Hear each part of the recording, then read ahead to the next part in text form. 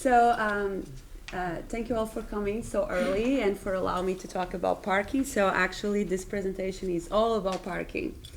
And what I would like to start with is why is that parking is an important issue and we should care and research more about this topic. And the reason is because parking pretty much affects almost everything, and almost everything affects parking if you think about it. Parking affects land use decisions, also affects car usage, which in turn have a feedback effect again on the amount of parking that we want. So it's a sort of a cycle, like you can see on that small picture that I have on the PowerPoint.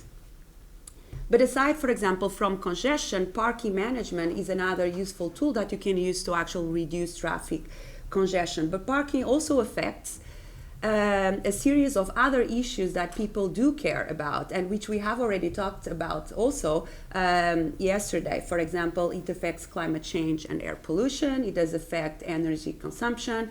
It also affects housing affordability, which is a big problem, for example, in Los Angeles and elsewhere, urban design, and also economic development.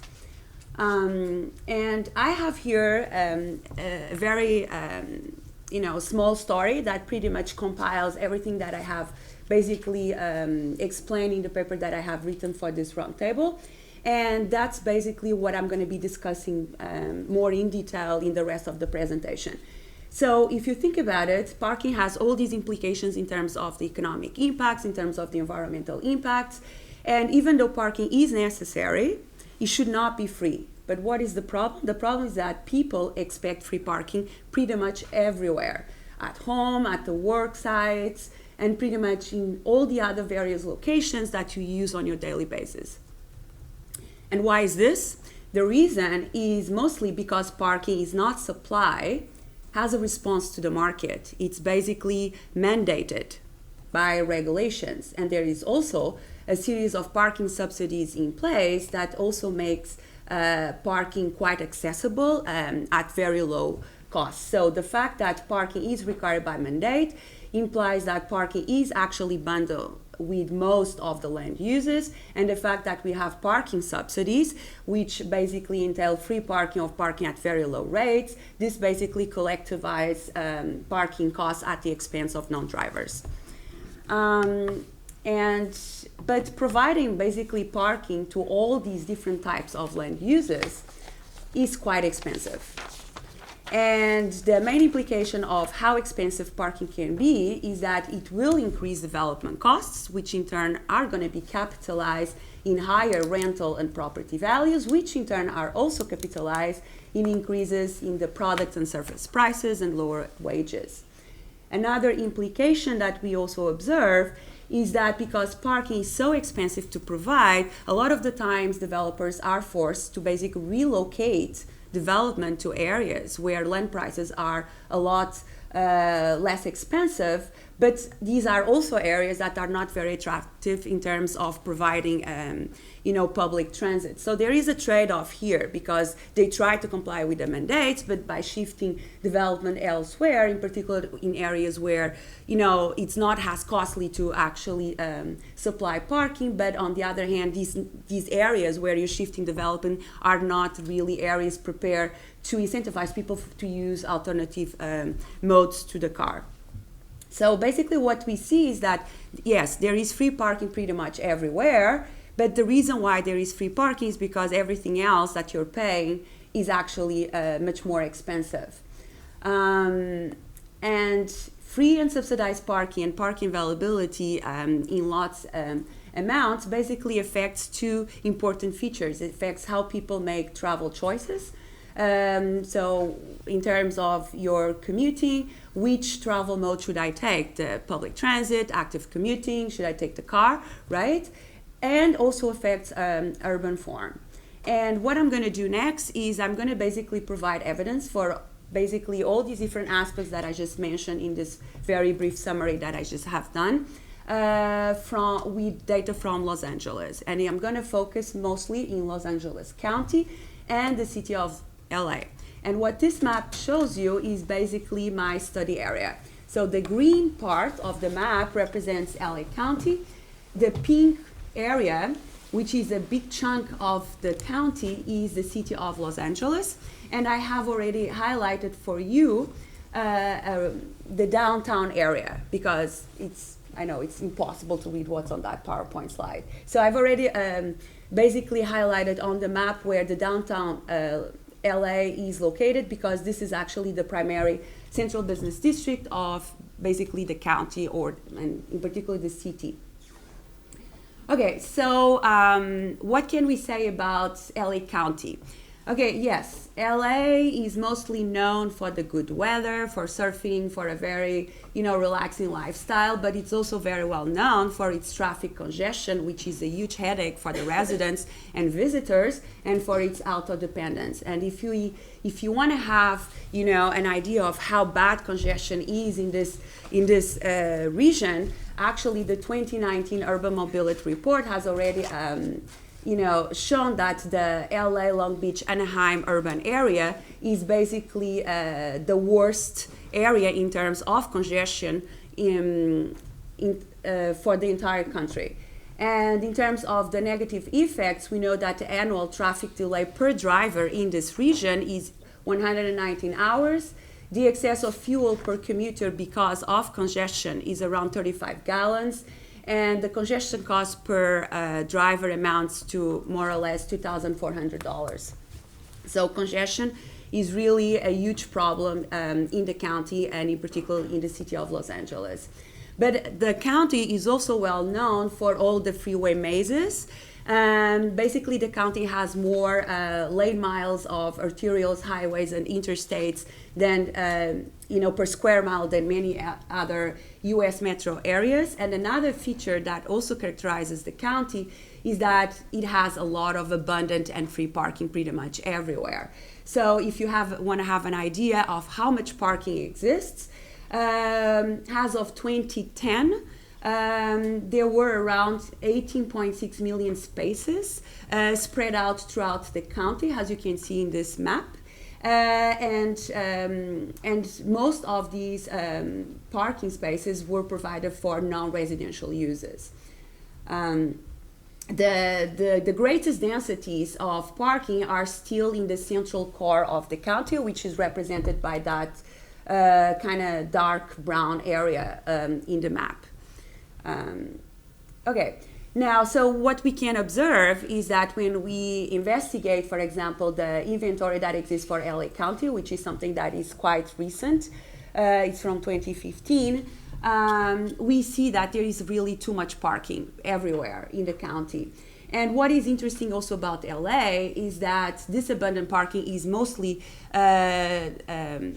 due to the existence of parking mandates. And why is that? Because the majority of the buildings that were built in the county basically follow the adoption of minimum parking requirements in the early 50s. So we know that most of these free parking and abundant parking that exists are basically the result of the parking mandates. But parking, yes, in LA has a very nice view. As you can see, this is just a picture of a huge parking lot that is basically right in front of the Santa Monica Pier. And we also have here a parking structure.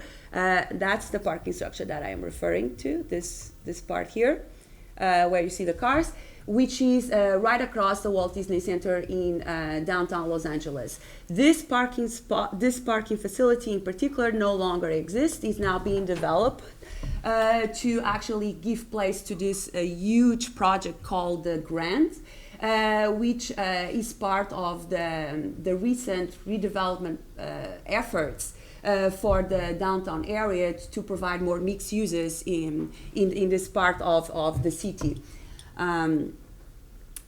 But my first question is, if you really want to understand how is that, parking mandates affect the cost of development and pretty much everything else, you have to have a very clear understanding on how much does it cost to actually supply a parking space. And again, evidence from Los Angeles County, and I know it's impossible to read what's on that slide, so I'll just translate this for you. But basically, if evidence on how much does it cost to actually provide a parking space shows that it costs a lot. And what this map actually is revealing here is what is the construction cost of different types of parking regimes. That would be surface, structural, and underground parking, and also the land costs. Obviously, land and construction costs are just two possible components of how much does it cost to supply a parking space, because there's other components that I'm not considering here. But I'm also not very, worried that I haven't covered all the different components, because just these two together can show you already how expensive it is to provide a parking space. So for example, if you focus only on construction costs, we know that on average, a surface parking spot costs around $4,000. Then if you want to provide one parking space, let's say in a structural facility, it costs around, on average again, $14,000 per space. And then the most expensive type of parking is actually underground, which can cost up to $35,000. But what is interesting, and I know that is, I apologize, it's not very perceptible from the map, but you can have a much clearer idea if you can actually read the paper, is that construction costs tend to vary widely across the county, because it really depends on the soil type, the likelihood of the earthquake and so forth. So there is a wide variation, and that of course also affects how costly can be underground parking. So underground parking can go from $17,000 to $35,000 depending on where it's located. Now, if we take into account, for example, land costs, we know that land costs are much more expensive, for example, in central areas, and those are represented by the dark brown areas in this map, and coastal urban areas, which are also represented by let me see, I don't know why this doesn't hold on the slide. That's okay. So it's basically those brown areas that represents the central core, and so basically the CBDs. Thank you. Yes. The CBDs and the coastal urban areas. And we see that in those, land costs per acre can go from $3 million to $6.5 million. So it's pretty expensive. And then as you go more towards, urban, suburban areas of the county, it's still expensive, probably between $500,000 and $3 million. And then more towards inland, more really in the rural part, if you can say there is a rural part, it's less than $500,000. So the point here is that this has implication for the type of parking regimes that you can provide throughout the county, because if you think about the combination of these two components, it's not surprising that in downtown areas and also in areas along the coast where land prices are extremely expensive, developers have a tendency to, for example, to comply with parking mandates by supplying parking underground or structural, because surface parking is really expensive. But as you start moving away from these areas more towards the suburbs, then parking mandates tend to be mostly comply with surface parking. Now, one thing that you can tell me is that, well, if I drive around downtown Los Angeles, and that's my red dot over there again, just to highlight where downtown is, which is the primary CBD of the city of Los Angeles, you see tons of surface parking pretty much everywhere. But one thing is surface parking that is associated with the land use because of parking mandates. Another thing is a vacant parcel that is basically awaiting for the best time to be developed. So there is also sort of speculation process going on in the downtown areas, and while you're waiting basically to develop your parcel, it might as well just provide a temporary use that can be easily reversed. So it's not surprising that you see pretty much a lot of surface parking everywhere whenever you drive around downtown Los Angeles. Okay, so this is not actually surprising, and it's not just typical of US cities, so I'm sure that everybody can concur with me. But it is true that most cities in the United States require basically parking for every land use as a proportion of the size of the building or based on basically the usage of the building. And I have just here, obviously these are not the entire regulation, but I have here just a sample of the minimum parking requirements for residential use and commercial use for the city of Los Angeles. And as you can see, if you want to provide, let's say, a single family dwelling, you need to provide 2 spaces per unit. And if, on the other hand, you want to provide, let's say, a commercial or a business office, the requirement is 1 space for 500 square feet of buildable area. But what is the rationale? Why is that we have, basically parking mandates? I mean, is there a reason why local governments actually implement this sort of regulation? I mean, for sure there are good intentions with the regulation, and they basically tend to tackle the problems of parking spillovers from new developing to surrounding areas. They try to reduce illegal parking and also to reduce cruising for parking when drivers try to look for a vacant on-street parking space. And one of the reasons for cruising so much for parking is because there is a huge gap between the price that you charge at the curb and actually the market rates that you charge off-site on private commercial facilities. So that's why people want to cruise, to look for an inexpensive parking. But this just adds to congestion. So if you do have all these parking mandates, then the idea is that can we actually reduce this component of congestion that comes from cruising?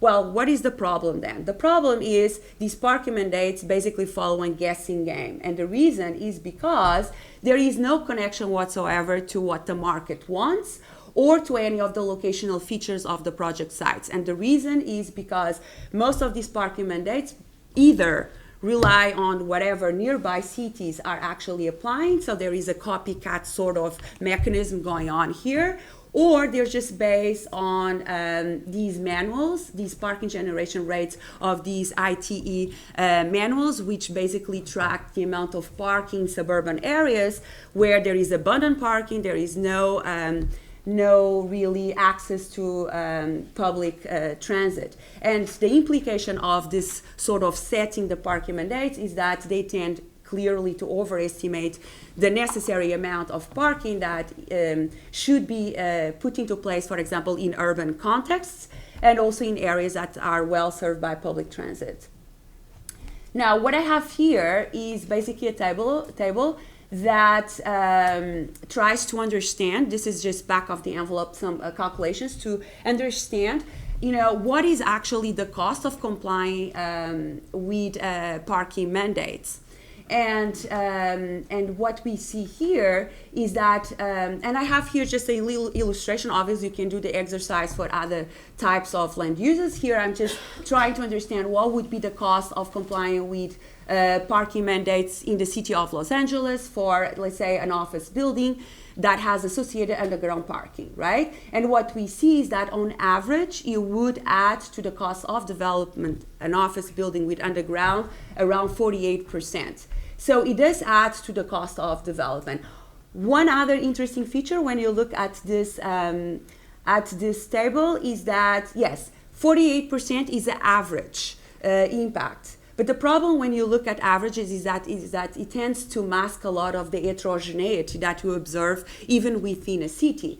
And as you can see, when I go on the different areas that are part of the city of Los Angeles, you can see that this cost of complying with parking mandates is really not homogeneous across space. So it is going to be much more heavy in certain areas than others. And it's important to understand this, because if you want to set the parking mandates right, you need to tailor-make to the location features. So it's important to understand where the burden is located. So that's another feature that you can take out of this table. Now, what are the other implications is that parking not only affects the cost of development, but also because it affects the cost of development, it also affects urban form. I'm not going to go into much detail here. You guys can read it on the paper, but there is already papers that have shown that one of the implications of parking mandates is that the parking area is going to be too large. So the parking area provided by developers and the minimum parking requirements is going to be too large. What this indicates is that there's going to be an oversupply of parking because of the mandates. Another implication in terms of the urban form is that the dwelling sizes tend to also be smaller. And this is not obviously surprising, because if you don't want to shift your development and you need to comply with all these parking mandates, and it's costly to comply with parking mandates, the way to do it is by reducing the size of the development project. So this is again another implication that has been shown as one of the outcomes also from parking mandates. Now, one question that you may ask for us is, okay, but do you have any evidence that minimum parking requirements are actually binding? And how binding are these parking mandates? Do they bind for all different types of market segments, meaning residential and non-residential markets? Here, again, just because of a time constraint, I'm not going to give you any evidence for the residential market, but so you know, and it's also mentioned in the paper, there is evidence that minimum parking requirements are actually enforced and binding even for residential uses. Here I only have an illustration on how binding these parking mandates are in cities in the county. And this is a very simple exercise. It's basically a direct test that basically compares the amount of parking that is being supplied by each of these developments. This is based on a sample of 249 office properties that were actually built in the county between 1973 and 2006, and also the amount of parking required by each of the cities that I am examining in this table. And what you observe when you look at the difference between the parking supply and the parking mandates is that it's really on the neighborhood of zero. So what this seems to suggest is that minimum parking requirements for office uses, because that's the example that I'm giving you here, are really well enforced and binding. Okay, and all this parking supply obviously has, as I explained earlier in the presentation, has also implications on how people make travel choices, right? Especially when you commute for work or shopping or any other, type of traveling for your daily needs, right? And there is empirical evidence that, for example, guarantee off-street parking at home or at work sites actually results in a larger share of car owners choosing to drive to work, even in areas that are very well served by public transit. And on-street parking also has its influence on how people decide how much you want to use your car. And in the particular case of LA, because most of this on-street parking is not really regulated by price or even by time limits, we see that, even though parking is mandated and is associated with residential use, most people don't tend to use parking garages, for the purpose of storing the car. They tend to use it as some sort of a storage room or whatever, because then they can just go on the street and have all these free and regulated on-street parking. So it's pretty easy to basically store their cars on the street. And obviously, this also creates more incentives for people to actually drive more often, because if you think about, right, all the trips need to start on a parking spot, right? So whenever you drive to work, you want to make sure that you have a parking spot when you arrive at your workplace. But then when you go home, you also want to make sure that you want to have a parking spot at home. Now, because of all these effects, cities have been basically questioning minimum parking requirements, and there are several examples where, and all my examples here are actually US based. Obviously, this is not just typical of the US. You can find also this sort of behavior by cities elsewhere, even outside the United States, in Europe, and South America and other countries, Asia, and so forth. But this is just examples from the US context, and there are already several cities that have actually completely eliminated parking mandates in downtown areas for commercial and residential uses. There are other cities that have actually reduced or tailored minimum mandates basically to basically incentivize certain types of development, namely, for example, affordable housing, or for example, in transit-oriented development is also typical to actually reduce these parking minimums. And there are also cases where some cities have already established not a reduction in parking means, but actually parking maximums. But another feature that is important to take into account is not just about parking availability, because parking subsidies, and by parking subsidies, what I'm basically referring to is parking prices, also incentivize a lot the use of the car, because there is already, again, evidence that if you have inexpensive parking or or even in the most extreme case, free parking pretty much everywhere, this creates not just the incentive to drive everywhere, but to solo drive everywhere. So you have a bunch of cars driving around with just one passenger. For the case of California, so that you have an idea, 95% of the auto commuters pretty much receive free parking. So there is a huge incentive to basically solo driving everywhere. And one of the reasons why we see so much free parking is because of employer pay parking, which is a particular type of parking subsidy that is very common practice throughout the county. And what is basically the incentives for employer to actually provide this sort of parking subsidies?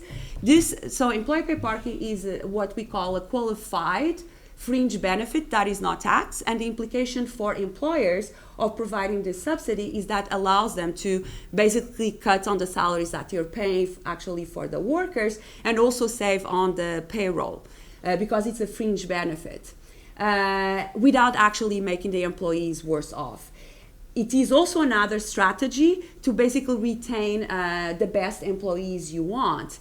And if you add the fact that you have so much abundant parking pretty much everywhere because of parking mandates, also your workers are not willing to pay much to have access to a parking space. So all these together explain also the existence of very low prices for parking. My next two pictures basically assess what are the implications of these workplaces subsidies on travel mode choices and suburbanization levels. And this picture here in particular, what it does is tries to understand what would happen if we would increase, for example, the percentage of parking costs that is actually paid by the workers. So if you go from left to right, you're basically increasing the percentage of parking costs that should be imputed to the workers. And what we see here is that as you increase the amount of parking costs, then obviously the amount of auto users would decrease, and the number of transit users and users using a sort of active commuting travel mode, in my example here is just walking, would actually increase. This next picture is how is that work site subsidies would affect suburbanization levels, and here I'm measuring suburbanization levels by the amount of population that we can observe. And I have basically the central core, which is given by the gray area, by the gray line and the solid line, and I have the orange line, which represents basically population density in suburban areas. Again, if you go from left to right, increasing the parking cost for a worker, what you see is that the higher is the parking cost that workers need to pay at the work site. Basically, the higher is going to be the population density that you're going to see in central areas, and the lower is going to be the population density that you observe in the suburbs. So how do we solve this problem, right? I mean, if it is true that parking subsidies have all these distortionary effects in terms of urban form and travel mode choices, how do we solve this? Well, I think the most logic answer is, okay, start charging people for, parking at their work sites, right? And this can be like a huge toll on workers because, and here is an example of how much would this entail for a worker. I have actually calculated this on a daily basis and also on the monthly base. How much would people actually end up paying, again, for different areas in the county? These are just cities. And you can see that they would go from $0 per day to $12 on average per day, which at the end of the month, it's kind of expensive, right? But what is the problem? Why is that we just don't do something so simple as, okay, make your workers pay for parking? Is because they're going to be huge political objection. Because if you think about employer pay parking, is a very spread out type of parking subsidy that affects a lot of workers. Also, employers have their own, benefits of providing this sort of parking subsidy, so they're very reluctant also in removing them. So there is a lot of political objections from different agents or different stakeholders to actually basically go from employer pay parking to employee pay parking. So how do we solve this? Well, another possibility is to use a more balanced approach, and that's where the cash-out programs enter in trying to basically minimize the impact of these parking subsidies. And according to a cash-out program, which is, again, mandatory in California for at least for employers that employ at least 50 workers or more, is that what this program requires is that employers need to basically provide a choice to their employees. So all the employers that actually lease or partially subsidize parking, they have to either offer the possibility for the employee to keep their parking spot for free at the work site, or they can opt for a cash payment that is equivalent to the parking subsidy that they are receiving. And people can make the choice of which one they want. Why is this a very appealing program? Because what this program does is actually forces people to understand that whenever you think that you have free parking at work, it's really not free, because now whenever you take the parking spot at your workplace, you are actually giving up on a certain amount of cash, so there is an opportunity cost of taking free parking. And you can think of this foregone cash as basically the price that you're paying to park at work. What is the evidence for basically of this price for taking free parking at work? The evidence is that basically the cash out is highly correlated with the employee automobile use in the short term, and I want to emphasize this, in the short term in LA County. In particular, there is evidence that, for example, a 10% increase in the opportunity cost of taking a free parking spot at work is associated with a decrease on the probability of driving to work by 1.1%. Now, you may say, this is also, of course, for LA County, you may say, this is not really significant, 1.1, that's all. Well, the thing is not just about prices, because you have to think about that. What is the alternative of using the car in LA County? I mean, taking public transit, if you, let's say, you live in a particular county and you work in another county, taking public transit is not really a realistic choice. So people still depend a lot on the car. So there is a shift in travel modes, but it's not super significant. I don't have here, because I have time constraints, but you can read it in the paper. I also have done the exercise, what would happen here if I would mess around with parking availability, not just parking prices, but actually parking availability. And then we would see that if it was the case of actually reducing the accessibility of a parking spot at work, we would see a much higher drop in the probability of driving to work. Because then it's not a question of I have the money to pay for the parking, is where am I going to store my parking, my car, right, at work. So in conclusion, what have we learned basically from the existing evidence is that any sort of policy that determines basically parking supply and pricing does distort developers' choices in terms of the amount of parking they want to provide. They also distort individual choices in terms of car ownership and travel modes to basically comply with their daily needs. And all this evidence that exists already from empirical studies point to the need, and this here I didn't go into much detail, again, because I have a time limit to go through this presentation, but there is a need to have actually parking inventories, and most cities do not collect data on their parking supply, which can be also a huge problem if you're trying to do a good or more efficient parking management. And why is that parking inventories are important? Because when you plot them on a map, they can actually highlight where the shortage exists and where the basically the oversupply exists, and this allows local governments to actually make a much better management of parking and tailor-make better their policies in a particular city.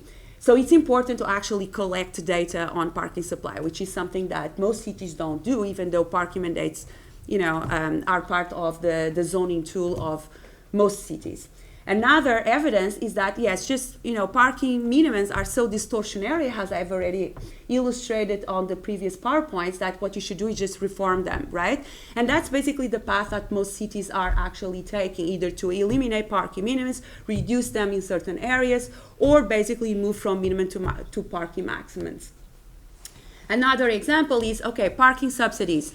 very bad. They distort also travel mode choices because they basically reduce the cost of taking the car relative to the alternative modes. Since we cannot, basically move from employer paid to employee paid parking, then cash out programs seemed to be a good alternative to deal with these parking subsidies. And that's my final point for the presentation, is that, what is the role actual of curbside parking? Because as I said, another problem that we observe in a lot of urban areas is that we see a lot of people cruising for parking. And the reason why they cruise for parking is because there is a huge gap between the price that you actually pay at the curb and the price that you are actually paying off-site in private facilities.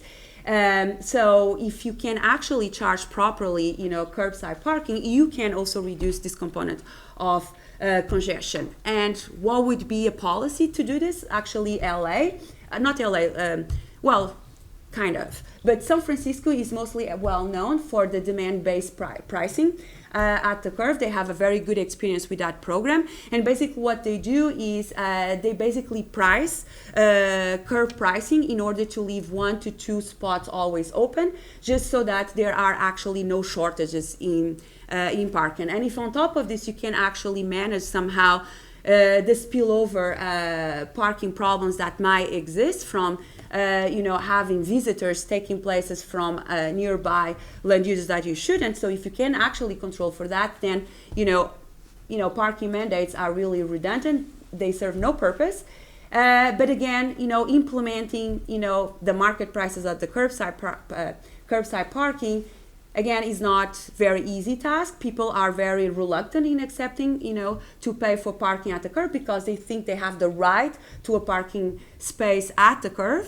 But one thing that we can do to kind of gain political feasibility for basically charging market prices at the curb is, try to use a revenue recycling from these revenues that you can raise from, these curbside parking to basically improve public service. So the idea is, use the revenues that you're raising with curbside parking to invest again in the community that is actually pay. Then you may gain more political support for people to actually pay because they see their money reinvested in the community. That's all. Yes.